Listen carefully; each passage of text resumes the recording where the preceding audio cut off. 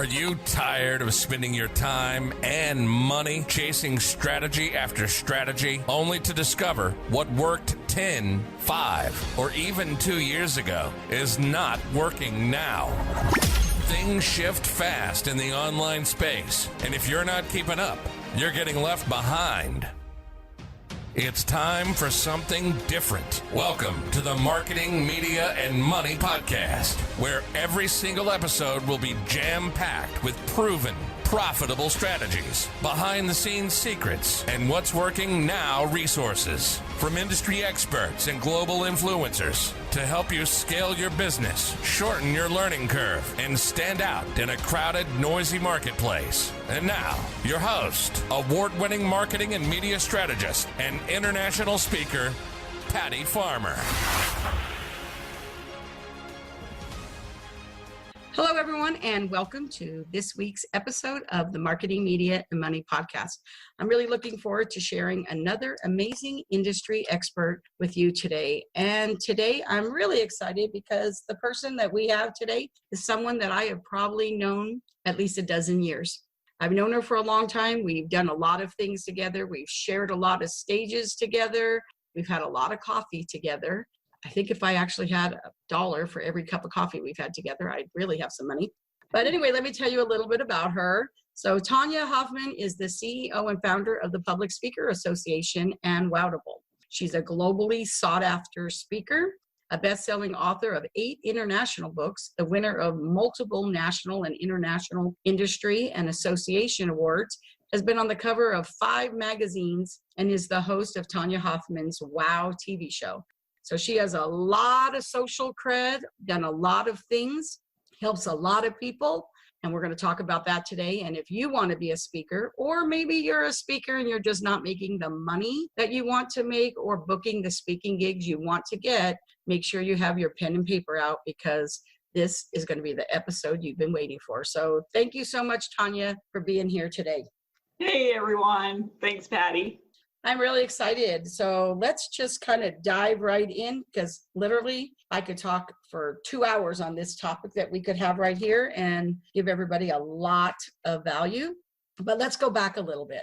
So I actually have been friends with you even before the Public Speaker Association came about. And as a matter of fact, I remember when the whole idea of it came about over coffee at a conference that we were at together. So I think that's kind of exciting to go back. But like me, you're one of the people that I know who actually really come from a networking, collaborative background, just like me. And I love it. It's how I built my business. I know it pretty much has been how you built your business too. So let's kind of go back a little bit and talk about how before the Public Speaker Association and Wowdible came about, really, what was your journey to that? Where did you start from? How did you get started? Let's talk a little bit about your aha moments in how you went from that to where you are today. Yeah, I know people always expect me to have been speaking my entire life, and I always let them know that I had to get out of becoming, or was an introvert, right? And being scared of standing in front of a networking group doing an elevator pitch. I mean, I remember the first elevator pitch that I actually did, I was shaking so bad and sweating, and I mean, just all the horrible things. I was like, I couldn't even remember my first name, right? But yet I saw what speaking did in the networking realm, how when you stood up and you were clear and you were powerful and confident, that people wanted to do business with you. And so I realized I just had to get over this incredible fear of standing in front of people. And thank goodness I did, right? It's like one of the most amazing things that have transformed my life was to get over this fear of speaking and get out there to change lives and make some extra money too, right? It's all about that marketing exposure. Exactly. I think that's really, really important. So let's just jump in right there. So from a networking point of view, what would you say are a few tips you would give a speaker when they're out networking? Because I have to tell you, one of the very first things that I noticed, and I get asked this question a lot about being a speaker, is I know a lot of speakers who don't even say on their business card they're a speaker. I mean, if you're passing out business cards, and how are they supposed to know you're a speaker if you don't even say you're a speaker on your business card? So what are a couple tips you would give somebody who was a speaker, and they usually have a business too, right? So it's the business of speaking. What are some of the tips you would give them on things that they could do when they are out networking? I think one of the things is to actually what you just said is let people know that you're a speaker. Oh, hi, I'm blah, blah, blah. And, I run around speaking. I'm always looking for speaking opportunities. People don't know. I remember I was out there starting to speak at networking groups and chambers and, things like that. But yet people still didn't know that I was a speaker. And one of the most defining moments that projected me from just being Tonya, the running around with networking, to Tonya, the speaker, was that I took a photograph with a professional photographer holding a microphone.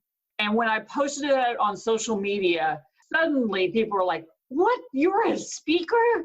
And it was like the visual of me with a microphone and kind of stating it to the world, "Hey, I'm looking for speaking opportunities," was that, "Oh, Tonya is a speaker." And even though I had been out there speaking, it was like, it's all marketing, right? It's the exposure that you need. Absolutely. And I remember that photo. And I remember your hair all blown back. You look like a celebrity. That's a great photo. I really love it. And there have been for you several of those defining photos for me, because I remember that photo.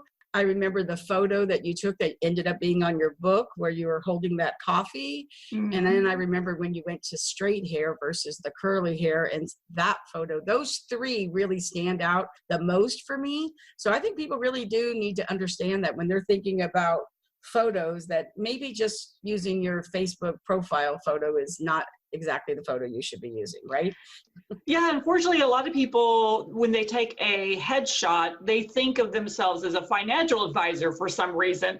I'm like, look like you have some personality. Nobody wants to book somebody or really do a business with someone unless you're, wanting someone to be very straight and, defining. Is, do you have personality? Do you have some, connection factor? Do you look like you're enjoying what you're doing? All of those things are massive exposure for other opportunities that are laying out there that you just didn't even know existed.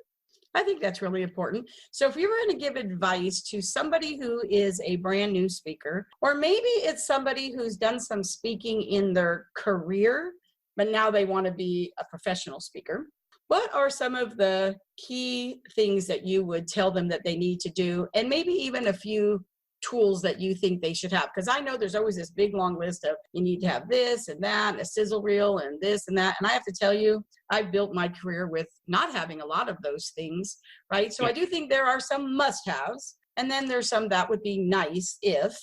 What are some of those?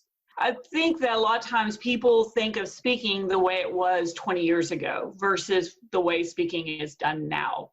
A lot of it is the exposure factor on Google and social media.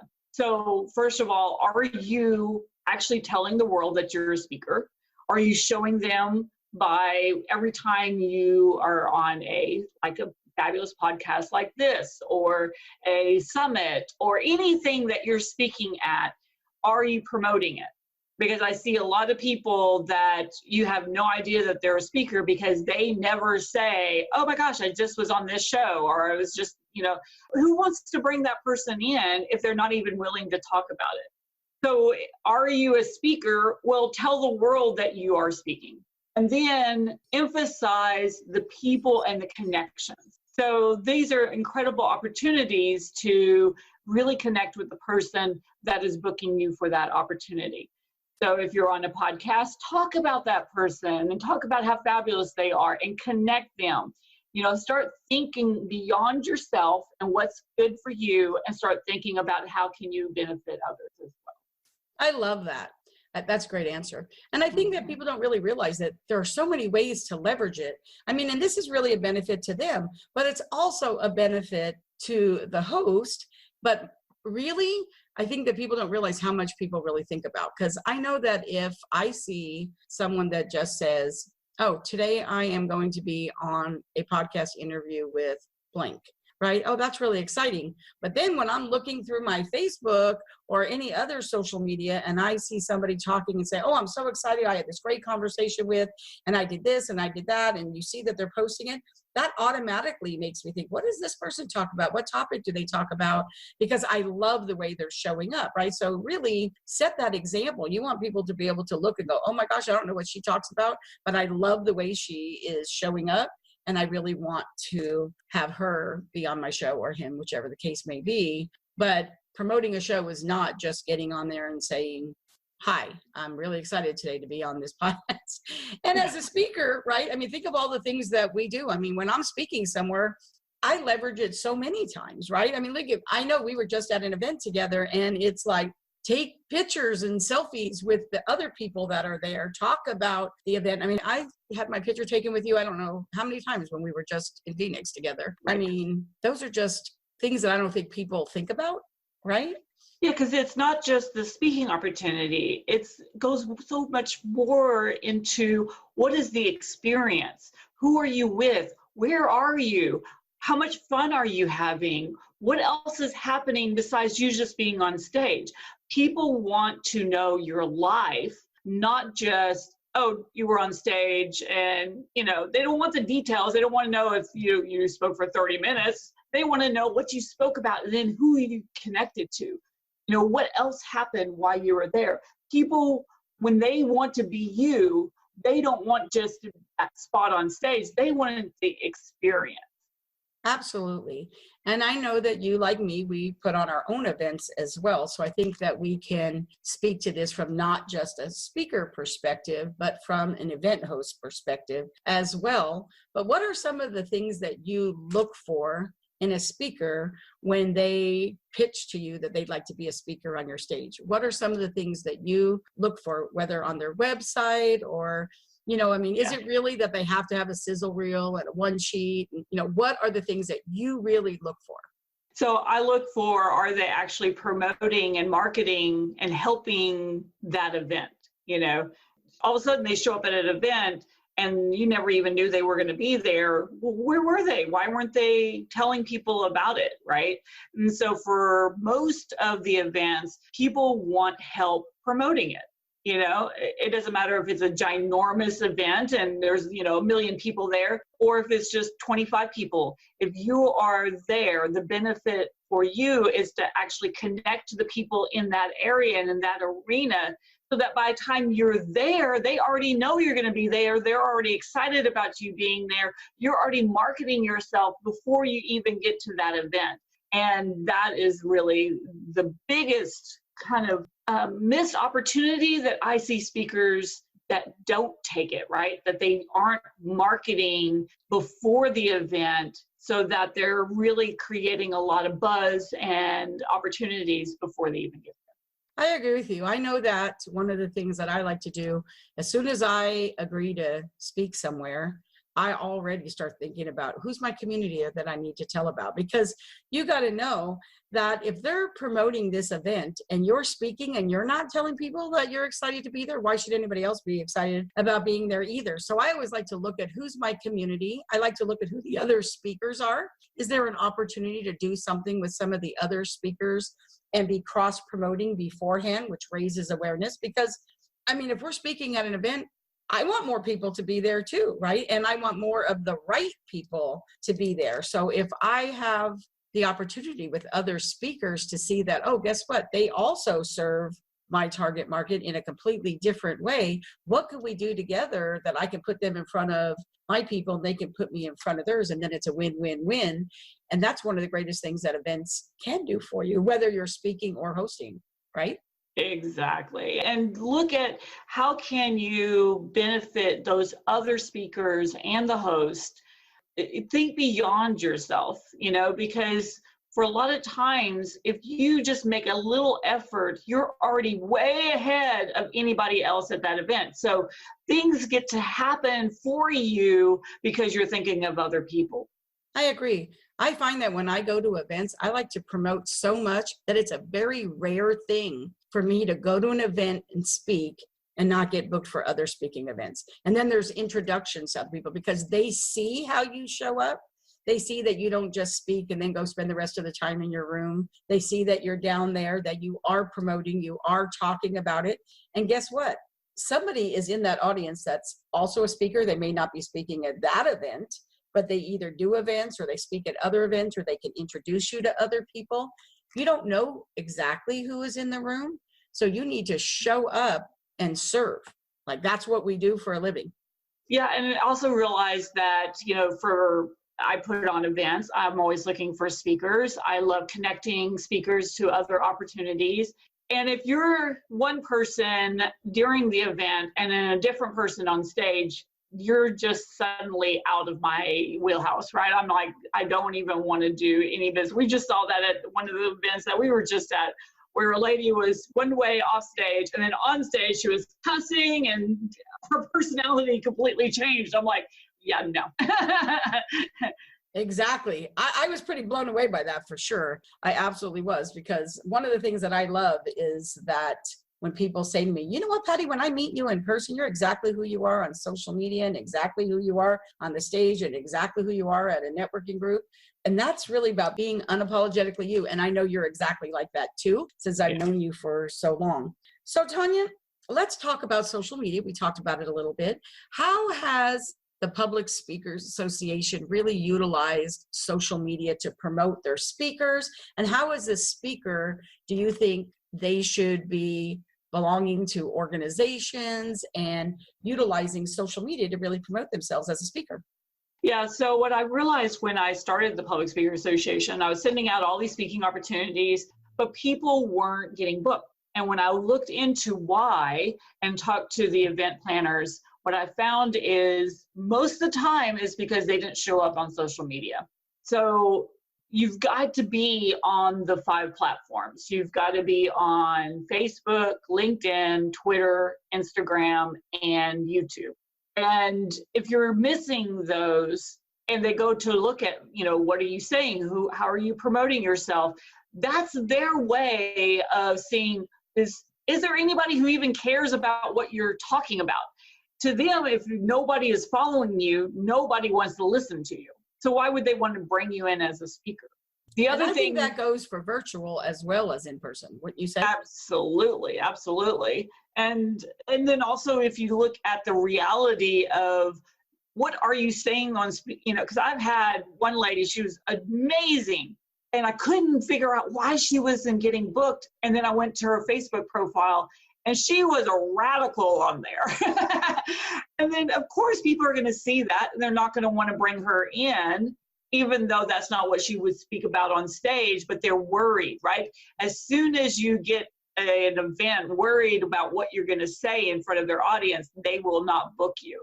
So there's a lot of things that happen through social media, so you really got to use it wisely. I agree with that. So let's go back a little bit.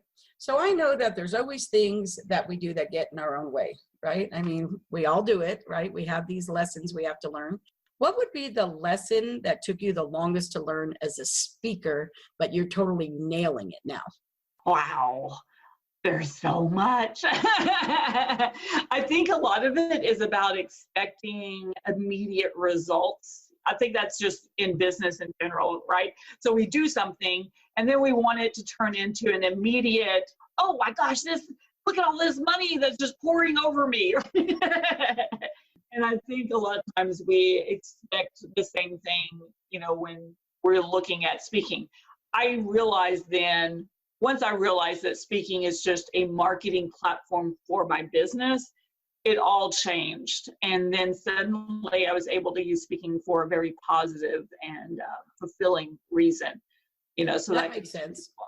Right. Because I know that I remember when I first decided to become a speaker and I started looking at other speakers, I thought every single speaker out there was making $1 million because it sure looked like they were, right? And it was really realizing for me, which I did very quickly, but realizing for me that it is a marketing strategy, just like every other thing that you do that is a marketing strategy. And if you look at it that way, it really makes a lot more sense than if you just think, oh, just because you magically become a speaker, that all of a sudden you're going to make all this money, because you still have to serve.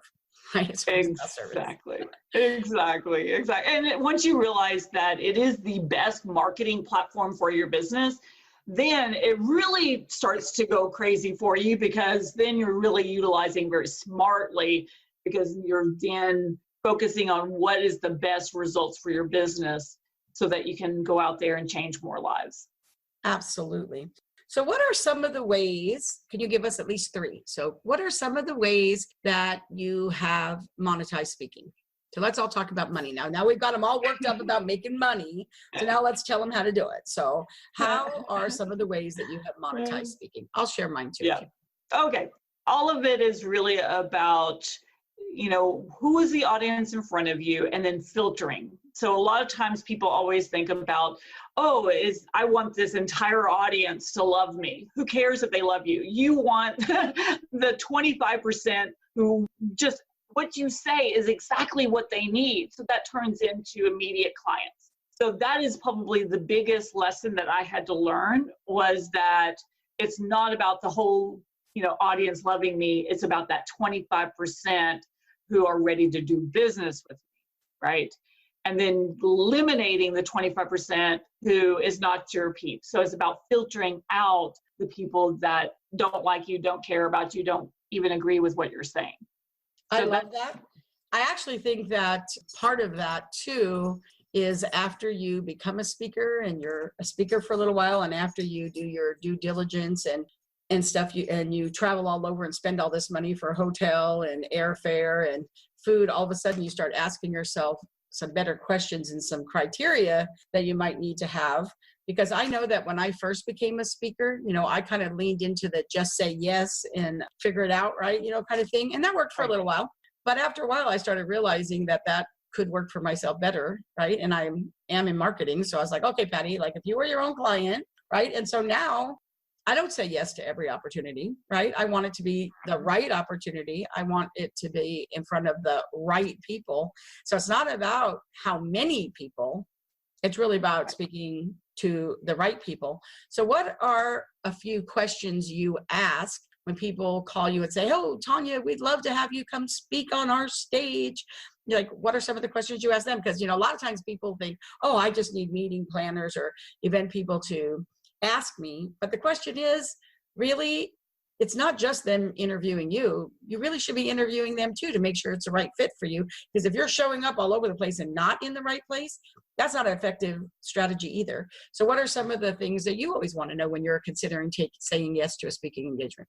Yeah, it's just like if you were going to put an ad in a magazine. Why would you put an ad in a magazine and spend all that money and effort if it's the wrong magazine, right? So it's the same thing for speaking. It's not just also about who's in the room. Is it men, women, what age group, what are they, entrepreneurs, are they employees? Those are like the basics. And you need to go even a little bit further than that. You need to really find out, is the person putting on the event, so say if it's a particular person, does that person resonate with you? Because a lot of times the same people who go to an event are the people that match that person. And so if you resonate with that person and you're like, okay, this is good, and the people she's attracting or he's attracting is good, now I know that that's probably a good arena to speak at. A lot of times you really don't know, because a lot of times these events don't really know who they're attracting, because it's an employee who's booking or maybe they're even a booking agency who's booking for an association. Go to the website and review who are they asking for the attendees or even the members for that association or an organization. So kind of dive down into not just if it's a man or if it's a woman or what age, but what kind of people, and does those kind of people really resonate with you?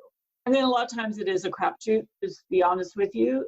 Sometimes things have sounded like it's the perfect place, and then it falls like crickets. And then other times you're like, this is I don't know if these people are going to be my people, and it's like perfect. So sometimes you just can't even guess. Listen to your gut. That'll help you a lot. I think that's true.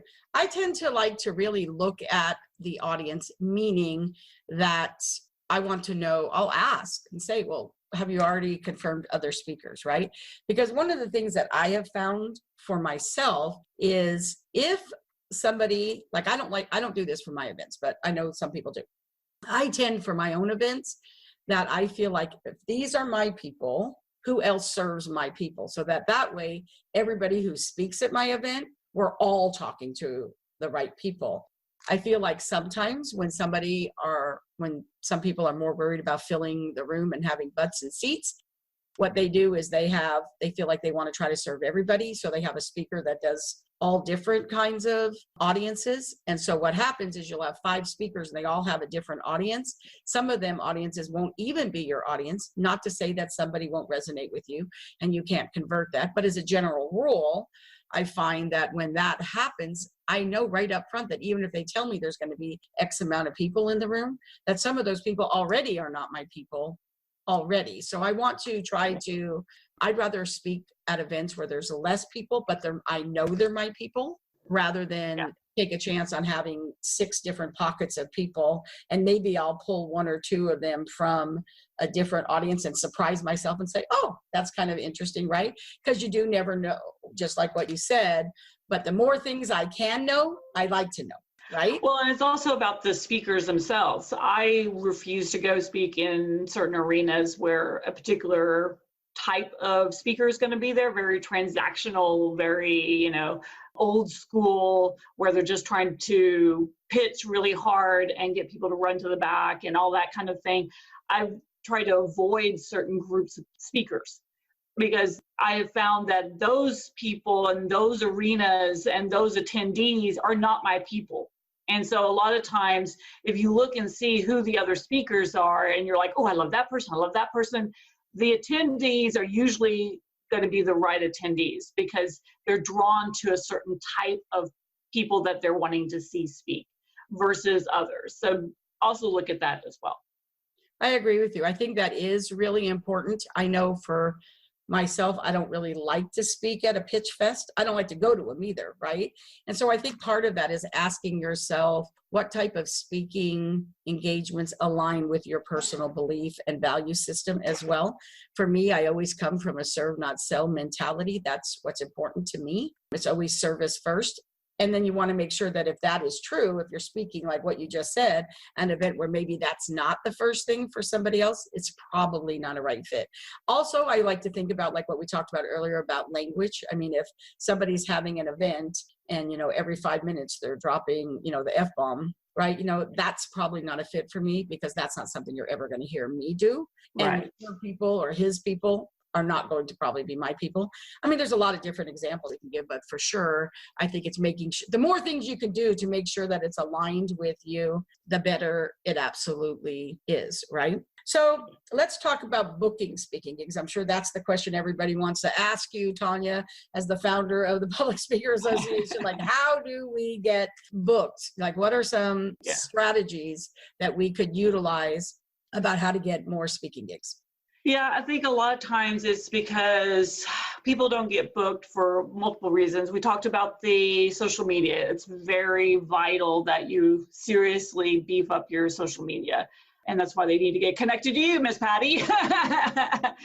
But then it's also about applying. If you don't apply, you don't get booked. And so what I find is that there's like 2 different types of speakers. That one that's waiting for the perfect opportunity, and the other ones who make the opportunities happen.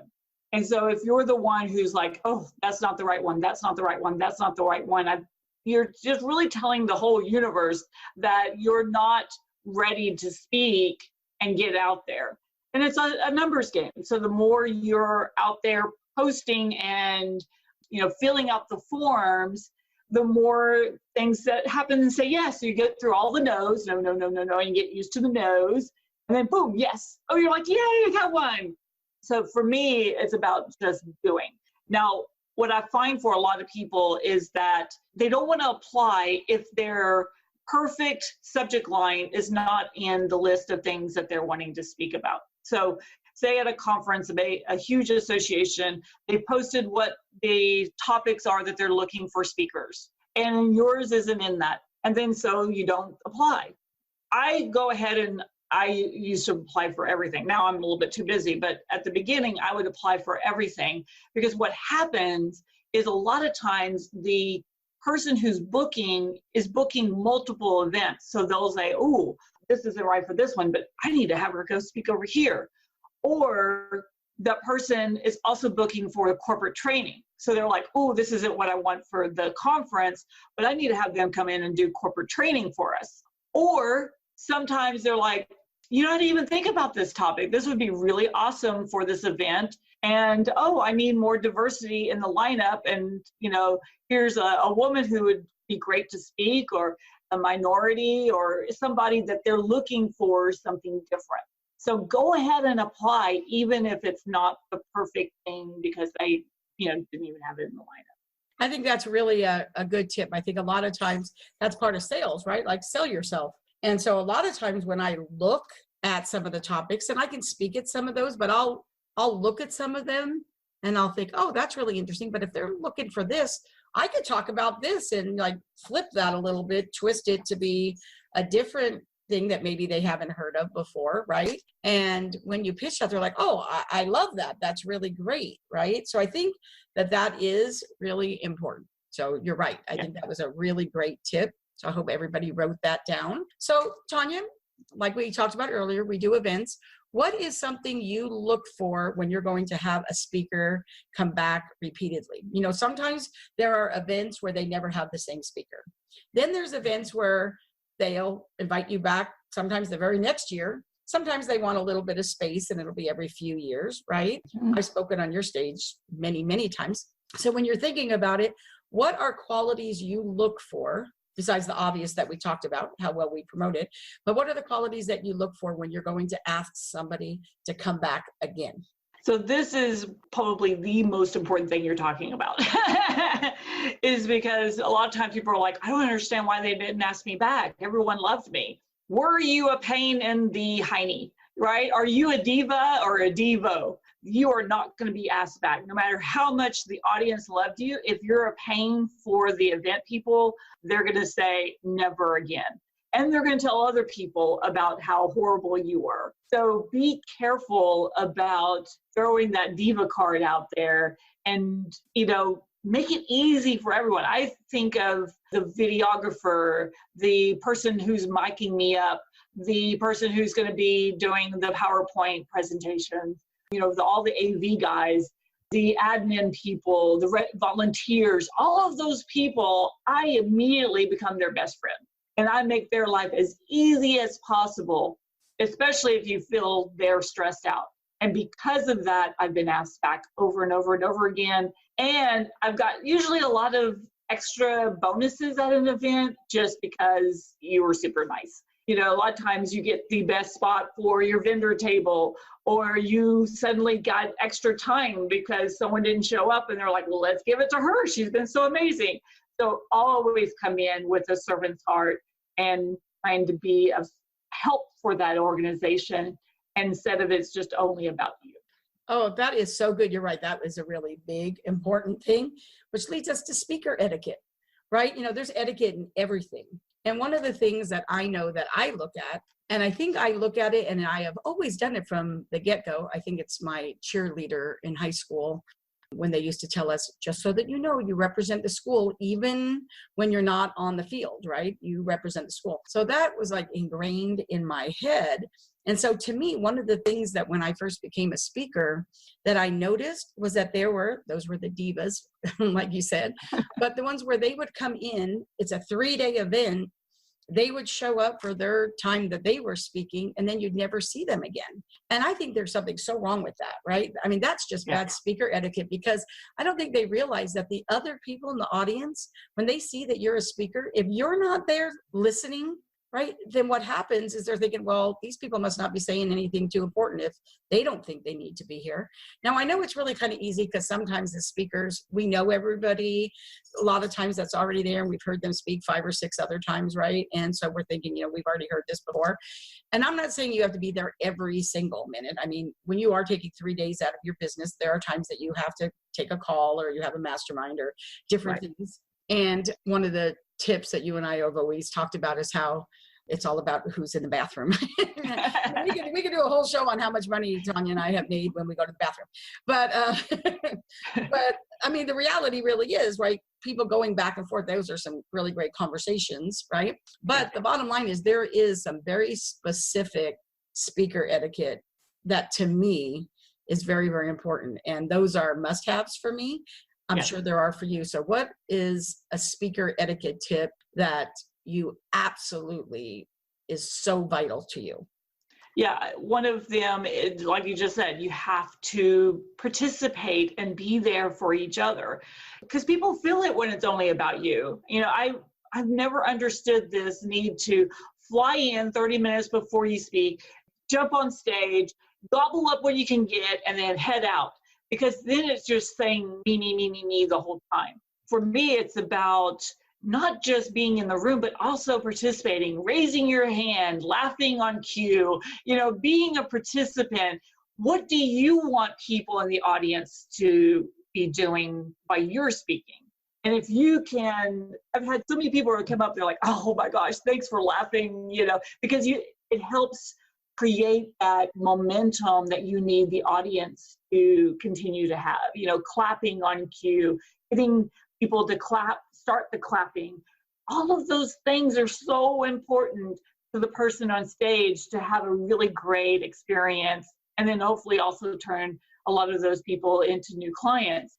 And so if you're really good at, you know, especially if there's a Q&A session, you know, asking that important question that gets everybody excited about doing business with that person on stage, you became someone's hero. I think that is really important. You know, it's like being the example. You know, you see at a lot of events where they have an open mic. And I have to tell you, here's one of my super secret tips, right, from speaking. That was actually taught to me by somebody in the very beginning. And so they have an open mic. And you see a lot of people that'll be like, oh, I don't like to go to the mic, right? Because you're always wondering what they're going to say. But the reality is they don't want to look bad either. And they don't know what you're going to say. So I always look for an opportunity, a genuine, let me put that straight, a genuine opportunity to go to the mic. But here's the thing you have to know. If you're in a room with 100 people, you're going to spend those 3 days going around trying to talk to as many people as you can. If you have an opportunity to go to the mic, every time you go to the mic, you get to say who you are, what the name of your business is. So now all 100 people got to hear what you do all at the same time. So now you don't have to spend that much time running around. Anybody who's interested in that now already knows what you do. So then if you follow that up with a question that you're not making, you know, you're not trying to stump the person who's going to answer the question, right? So make sure that you are helping them to get it started, like what you said. I mean, they love you. They think you're a hero, just like what you just said. But at the same time you did that, you also let every single person in the room know who you are and exactly what you do, which is a great opportunity. Right, especially if you can ask a question in a way that gives you yourself light, you know, so, and something is a lot of you have to, you know, practice with is how to give a good question that doesn't look bad on you, that actually will levitate you up and then make you the hero for the person on stage. It is kind of one of those, you know, skills you've got to learn, but man, does it work well, you know, especially if you're, say it's a 3-day event and you're one of the last speakers, you've got to get people to know who you are before you get on stage. So you use those opportunities to market yourself in front of this group so that by the time you're on stage, they already know who you are. And I think that works well with the other speakers too. Like I know that at that event that you and I were just at, I remember when I was up there speaking, I mentioned your name like 3 times. Right. Yeah. You know, and so I think that if you could incorporate the other speakers, this again comes from a service model, not like, oh, they might buy their stuff instead of mine. It's not about that at all, because people are going to buy what they need no matter what. Right. However, I have gotten many speaking engagements because I give shout outs to the host always. I give shout outs to the other speakers because I've already done my work by looking up what they do and seeing how they serve and talking about them too. I mean, that really works really, really well. It also helps you get collaborative opportunities, and it has gotten me other speaking engagements too, because they know people. And one of the most important things too is if you're there in the room the whole time or most of the time and you're listening to the other speakers, when it's your turn to speak, you're not saying something that negates what someone else has said. You're not doing exactly the same presentation as someone else. I've seen that happen before. You're like, wait a minute, that person just said all of that. You can take out sections of your own presentation if someone's already covered it, because it does happen. You can adjust for what's happening in the room because you have been in the room. Yeah, that's true. We were just at that last event. I mean, I had like 2 sentences that were part of my presentation, and there was somebody else there that was giving their whole presentation on that one thing. And once I realized that, before I went up there, I went to her and I said, hey, there's going to be like 2 sentences in my presentation where I'm going to be talking about that, and this is what I'm going to be able to say. And she said, oh, no problem, Patty, because that just validates what I'm going to say. So really, a lot of times you're validating what they say and edifying them, which I think looks really, really good. All of those things really help you as a speaker. It helps you to look good, get better feedback, get more speaking engagements, make more money, and have more fun. And if you've traveled and you're doing all that, why wouldn't you want to? And then when you know the other speakers, what a great opportunity before, during, and after. I mean, you and I, we had that little thing beforehand that was really great, right? The lunches, the VIP lunches, we went and did that. So when you have a VIP lunch, of course, you always want to do that if you can, because that's how you get to spend more time with the speakers, right? Yes. That's how you get to spend time with other people who have leveled up. So I think that there's a lot of different things that you can do that you get to find out more information that I think is really, really important.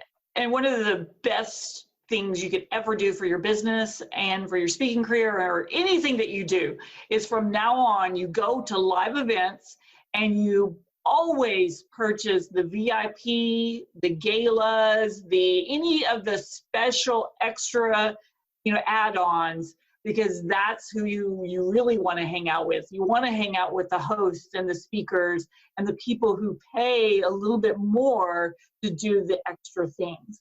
So always go to the galas, the VIP events, all those kind of things. I think those are really, really important. I always like to come in before. I like to stay after. I like to book appointments while I'm there. I mean, so there's a lot of different ways that you can really, for lack of a better term, work an event, right? Yeah. I think it is really, really important. And like you said earlier, I love your tip about making sure that you're always really good to the staff that's there. I mean, you don't realize it's a small world, that speaker world, and staff as well.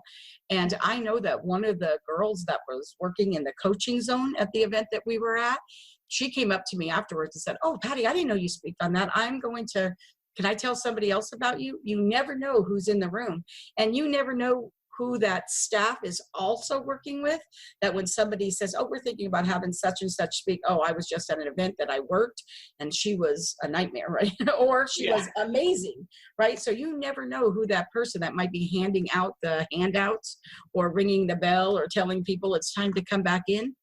That person knows a lot of other people. So you have to really be thinking about it. How are you showing up? Don't be a diva, like what you said. I mean, I think that's really important. You nailed that really well. That was a great way of saying it, like you always do. So now let's kind of talk about, so you had this public speaker association, right? And it has served you very well. Yes. But like always, I've known you for a long time. There's always more. But wait, there's more. And I think that what happens is, once you're out there serving, you always find other ways that you can serve, right? So let's talk about Wowdible. And first of all, let's talk about the name, Wowdible. How'd you get that? Because I'd watch one of your videos or listen to your podcast and go, wow, that was incredible. And so I put wow and incredible together and boom, you get Wowdible. I love it. I love it. I love it. So why don't you explain a little bit about what it is? Because I think this is pretty amazing. Yeah, so I've been noodling forever how to connect all of the amazing people that I know, like yourself, to the world that will never know you. And this has been really bothering me because there's so many people that we can go out there and we can really change their lives, but darn it, they'll never know us. And so I started figuring out how can I kind of merge the two together. And so I started back in 2017. I also own a website software app development company. And one of my developers said, "Oh, Tonya, you need to start playing these games on your phone." I'm like, "You want me to play games on my phone?" And he goes, "You need to see what they're doing." So I started playing games on my phone. And then I started realizing what they're doing, what they're teaching everybody. So everyone knows YouTube, obviously, and Facebook groups, but there's so much more to that in the kind of gaming arena. It's like, what do people love? And then what do they not love? And so I took out everything that they don't like and I put in everything that they do. And so I've got these short, high impact videos. So like Patty's doing videos right now where you get really good, juicy, yummy stuff that you're going to really learn from. And then have an offer at the end so that you can take it to the next step, to the next level, or don't forget a step. I'm always a real big believer in that. But it's all in a gamified way so that people can join a club and learn more from Patty. They can create these relationships with people. It's about really driving people to real content, to real experts, and to eliminate a lot of the people that don't really know what they're saying, but yet are out there saying it anyways. So we're trying to get to the best of the best. And then they're, helping us promote Wowdible. And so now we've got over 10 million people that we're about to push it to when we're all out there and it's ready to download. So we're super excited about this whole adventure. And when is it going to launch? Any day now. We're having some issues with Android. Apple is almost done. And so once we get the Android figured out, whatever that issue is that the guys are having, then we'll be ready to launch. So it should be in next week or two. We're so excited. Yay, that's awesome. So Tonya, how can people connect with you? Oh, it's super easy. If you go to my website, really any of them, but let's go to Public Speakers with an S, Association, all spelled out.com. That my calendar pops up at the bottom and you can easily pick a time that works for you. And let's have a chat. Love to connect. Love to see how I can benefit you, answer questions. Let's have some fun. I love that. So Tonya, this is the portion of the show. It's actually one of my favorite portions of the show. And I like to call it OpenMic. And this is really where I really want to give you an opportunity to really share your number one strategy tip here and stuff. So I'm going to turn the mic over to you. What would you like to tell the audience? What's your, super secret ninja behind the scenes tip? The question that I always get is, okay, you were an introvert and now you're around the world speaking. How do you go from, not wanting anyone to see you to running around the world? And people always want just the pill to take.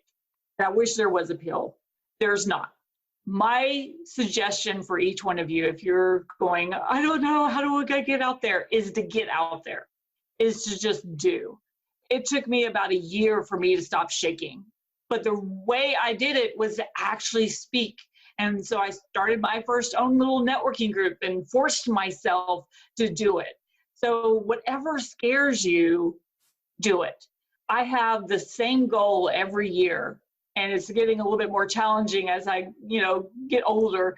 But the challenge or the goal is to look back at myself the year before and not recognize myself. In order to do that, I have to say yes.